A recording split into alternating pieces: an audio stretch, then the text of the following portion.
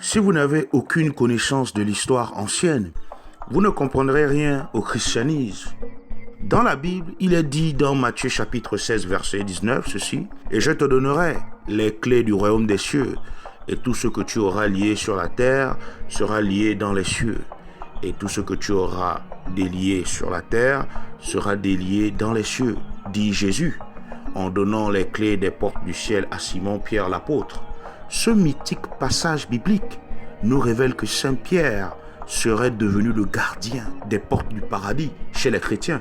Or, en réalité, ce concept est antérieur au judaïsme. On trouve son origine en Afrique, principalement dans la vallée du Nil. Voici le Ndéla ou Néter, Aker. Il était un des symboles les plus mystérieux et les plus populaires dans la cosmologie africaine de l'époque pharaonique.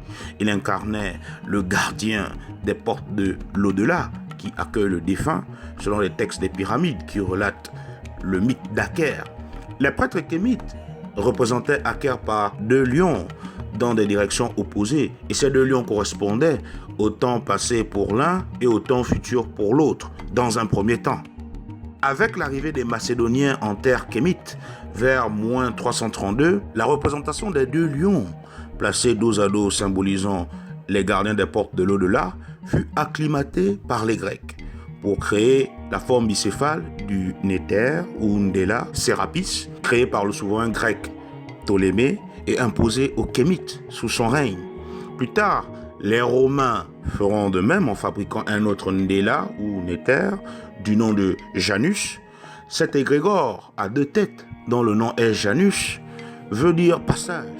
Il était la version romaine d'Aker. Il était représenté avec deux visages regardant dans des directions opposées pour symboliser le fait qu'il pouvait voir le passé aussi bien que le futur. Pour les Romains, il était l'être divin des nouveaux commencements des transitions, du temps, des portes de l'au-delà et le guide des âmes.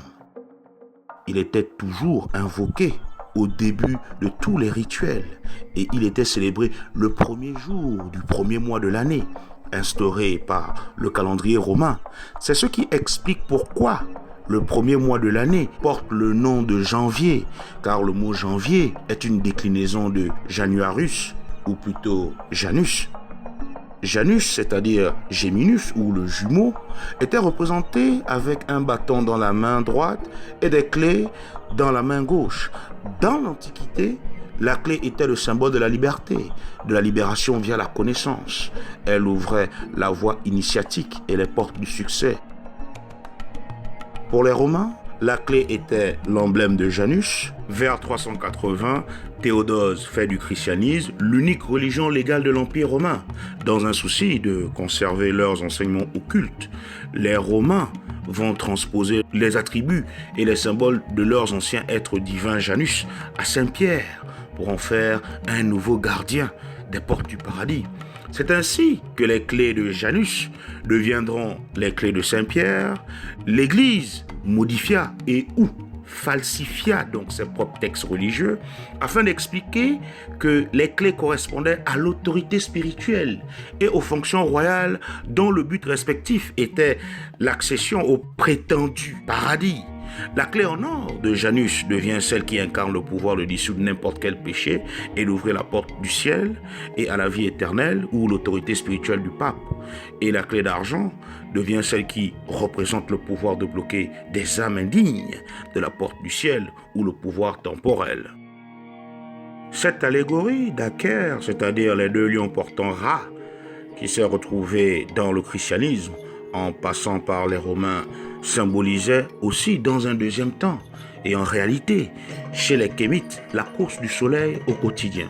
C'est pourquoi dans la tombe de Ramsès VI, dans la vallée des rois, sur la rive ouest à Luxor, un papyrus retrouvé d'un prêtre d'Imana datant de la 21e dynastie dit ceci à propos du mythe d'Aker: j'ai apporté hier et aujourd'hui et le soleil levant entre eux le rugissement du vent et du temps comme deux lions. Hier et demain surveillent aujourd'hui, les lions rugissent dans le temple et la terre tremble. Deux lions s'allongent à mes pieds, dévorant les enfants du passé et du futur. Ce passage nous explique la symbolique rationnelle derrière la figure d'Aker. Les deux lions portant le soleil ou Ra. L'un regarde vers l'est, d'où surgit le soleil.